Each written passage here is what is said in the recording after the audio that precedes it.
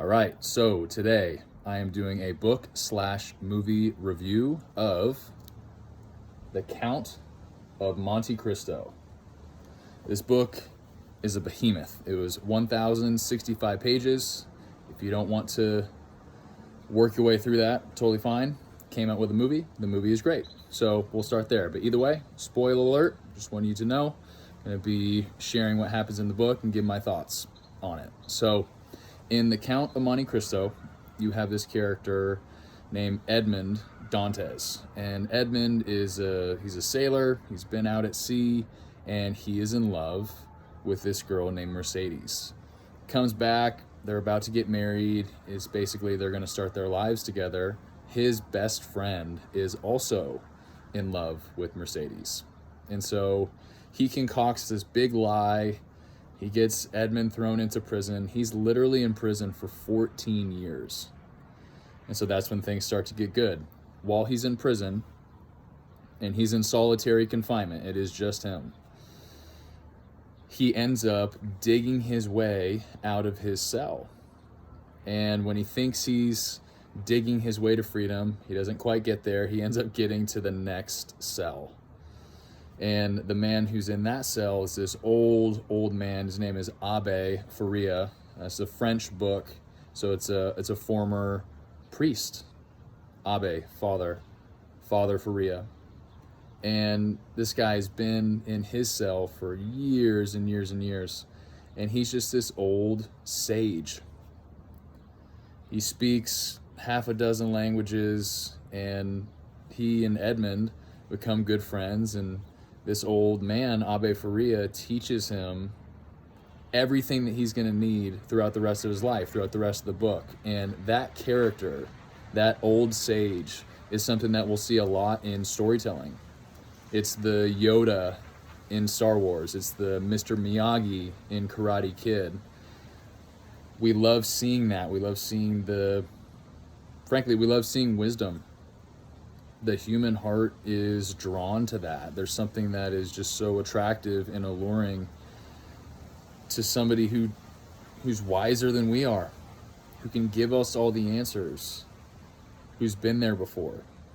When you look at Abbe Faria, he speaks English, French, Italian, Spanish. He teaches Edmond all these things, and then 800 pages later, the character that Edmond eventually creates is this Count of Monte Cristo. And the Count of Monte Cristo is another character archetype that we love to see in stories. He basically invents this, it's almost like he's more than man. The Count of Monte Cristo has all the wealth you could ever dream of because the Abbe Faria, had hidden a treasure. And he ended up telling Edmond where this treasure was. He eventually finds it. It's on the island of Monte Cristo. And so for the rest of his life, for the rest of the story, Edmond, the Count of Monte Cristo, is loaded. So he can just do whatever he wants. He can buy whatever he wants. He has all this favor in the eyes of society.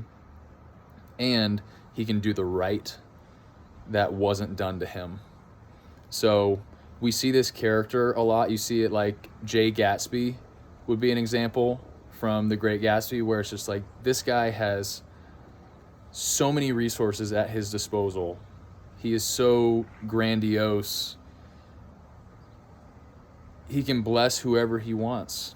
And in some ways, those resources almost make them like a ghost or a phantom or an urban legend, because it's like, how is this person in all these places at the same time? How could he possibly do this, that, and the other? It's more like they become an idea. Who is Jay Gatsby? Who is the Count of Monte Cristo? Or you look at Jean Valjean in Les Miserables. Started out as a convict, becomes the mayor of a town, and he has all this money, and he just blesses people without them even knowing about it. Leaving notes, leaving bags of money, whatever. That's another character that we just love as humans. It's the great ambassador, the one who has all the resources that comes to our aid It's like he has limitless ability to bless. And so that's the character that Edmond Dantes ends up creating in himself. And for maybe 900 pages of the book, he's set on revenge against his best friend and a couple of other co-conspirators that threw him into prison for 14 years. And eventually, he gets to the end of the story. He ends up meeting Mercedes again, who's been married. She literally married his best friend. So he ends up seeing her. She kind of turns his cold, angry, vengeful heart soft again. And as kind of like a joke at the end of the book, he has one of his betrayers thrown into prison. And because he's a Count of Monte Cristo, he has all the connections. So he has this bandit named Luigi Vampa, captures him and has him locked away in some cell, and they're feeding him, prison scraps and the whole deal. And this guy is so upset. He's like crying. It is unbearable. He's been in prison for 12, maybe 24 hours. And he literally asks the guys that are keeping him captive, like, will you just let me end my life? This is unbearable. How could I possibly go another day? And of course, Edmond Dantes, the Count of Monte Cristo, was literally in prison for something he didn't do for 14 years. And so the great irony in that, like, he's thrown into prison for something that he did do, and he just can't bear the weight of it for a day. And so the Count of Monte Cristo comes, and this is actually something that they changed in the movie. So in the movie, it's just revenge all the time. It's a big battle, big fight scene at the end, and, good guy wins, bad guy loses. In the book, I think there was a better portrayal of what we really want as humans.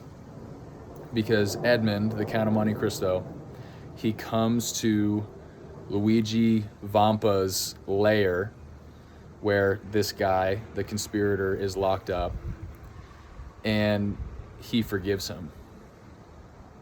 He forgives him in that cell. He reveals himself. He's not just the Count of Monte Cristo. He's Edmond Dantes. He's the guy whose bride was stolen from him. He's the guy whose first half of his life, 14 years, was stolen from him. And this guy who's, he's crying after a day. He's just a total mess. To see the difference in strength, physically and also in character, between the two is just such a great picture that the book portrayed. So what I took from this book, there's a couple of different characters that we are drawn to as humans. There's the old sage, like Abbe Faria in Count of Monte Cristo, who has all the wisdom, who's been there before, who is helping the weaker, younger ones to come along and understand what truth is, what virtue is. And then there's also the Count of Monte Cristo, the character that is the great advocate, the benefactor, the one who has the ability to bless beyond our wildest dreams, monetarily or even just in terms of knowing you. And I think both of those characters, the wisdom or the having the advocate, that's what we see in God. That's what we see in Jesus. He is our great high priest. He is perfectly wise. He has unlimited resources, and he wants to be our advocate. That's why we write these stories. And so this version sounded like this, Count of Monte Cristo. If you have about 8 months and you're willing to go through 1,065 pages, it is worth the read.